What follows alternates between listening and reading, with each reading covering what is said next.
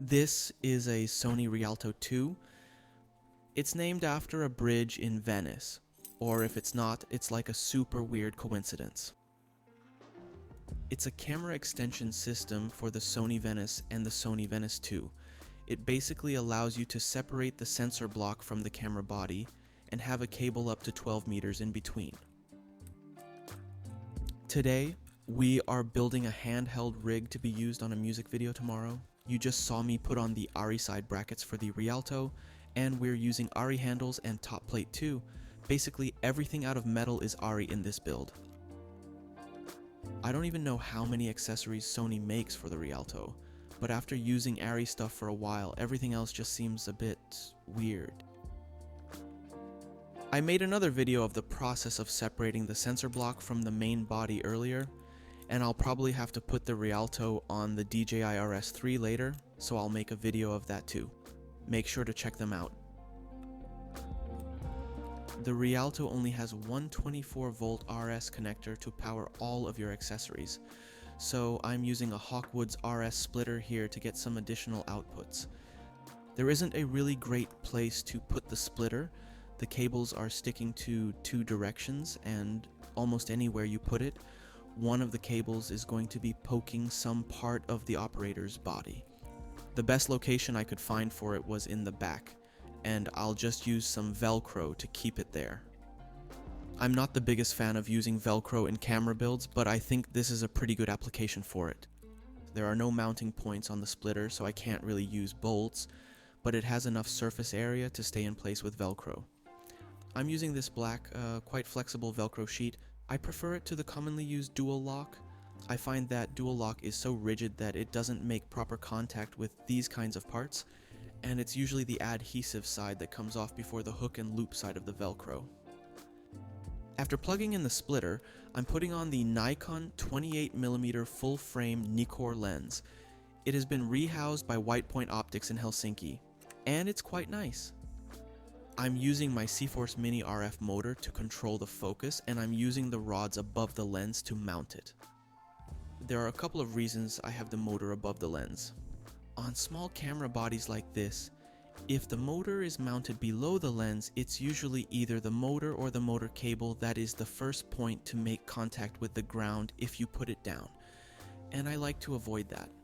I also knew that I needed the top plate to attach the top handle, and it had some rod mounts, so why not use it and avoid putting on another plate. You can use the cforce mini motor clamps to mount the L cube, and I was quite proud of myself for being able to fit it here. I don't like the L cube at all. What it does is it takes in serial data from the rangefinder and feeds it into the L bus system, which is used by the modern ARRI lens control accessories. It's basically needed for the RF motor to be able to send distance data to my hand unit. It's not huge, but with cables sticking out of it on both sides, it's always a pain in the ass to find a place for it on smaller bodies. The motor gets power from the D-tap splitter using the gray 7-pin cam connector, and it feeds power to the L-cube using the red L-bus cable. L-cube feeds the power to my Focusbug using the Y-cable's 2-pin LEMO connector. The other connector on the Y cable is used by the Focusbug, the handle goes the other way around, to send distance data back to L-cube and the L-bus system. The ARRI CCH2 is actually my favorite top handle of all time. It's super solid, has multiple mounting points with locating pins, weighs only 250 grams, and can be used pointing forward, like I'm doing here, on cameras that have their center of mass somewhere in front of the body. The DP asked me to make the body as small and lightweight as I could, so I wanted to avoid any hardware that wasn't absolutely necessary. I really wanted to mount my Focusbug without using an arm to keep the weight down, but I wasn't at all sure how to do it. Suddenly, I had a vision that was either brilliant or absolutely stupid. I could mount the rangefinder upside down by using a 1/4-inch screw and putting it through the 3/8 hole in the handle. And it worked. I like my rangefinder to be as close to the lens as possible, and I very rarely want to adjust its direction, so this was absolutely perfect. This also left the front-facing attachment point open, and that ended up being a perfect place for the onboard monitor. The operator likes the red style monitor on a hinge on top of the body, so I could do something similar here with a SmallRig monitor mount. We are using a SmallHD Indie 7, which is actually my backup focus monitor. I usually use the 13-inch 1303 for pulling focus, but sometimes I need to walk with the camera and use a lighter monitor attached to my hand unit.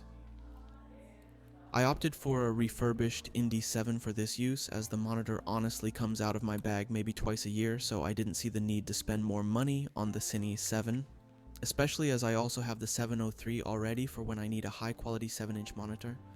The main difference between the Indie 7 and the Cine 7 is the peak brightness. The Cine 7 has 1800 nits while the Indie 7 only has 1000 nits. The Cine 7 also has a 2-pin LEMO power connector, and the Indie 7 has a DC barrel. For this music video we were shooting indoors, so the brightness didn't matter, so the Indie 7 was quite okay. The image processing is done in the actual camera body, so the image actually has to be fed from the monitor out connector on the back of the camera to an SDI connector on the Rialto body adapter using a short SDI cable. The processed monitor feed is then sent back to the imager block adapter, where it can be accessed using the SDI connector on the front.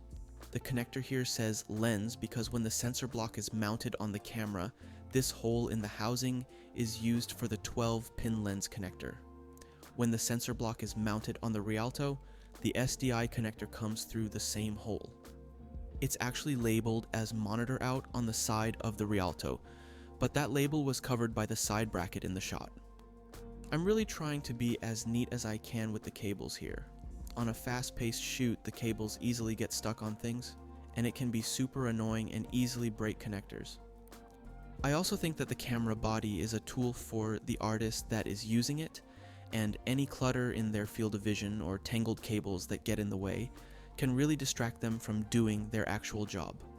ARRI cameras are often a bit better in this regard as they have mounting points in good locations, and you can hook the lens motors directly up to the camera. The Alexa 35 even has a serial connector for the rangefinder in the front, so you can skip the L-Cube completely. That's the LMB 4x5 going on with the appropriate 95mm clamp adapter, and the build is done. The Rialto really is quite lightweight even with so many accessories. I don't, however, see a huge difference in the weight compared to an Alexa Mini or Mini LF with the battery and Teradek detached and put at the end of a cable. Lugging the actual Venice camera body around is a lot of extra work, and removing the sensor block is a bit of a hassle. But it was definitely the right tool for this job, where we did a lot of super fast handheld moves with a super wide lens. Here are a couple of shots of the Rialto in a badly lit studio, and that's it. End of video.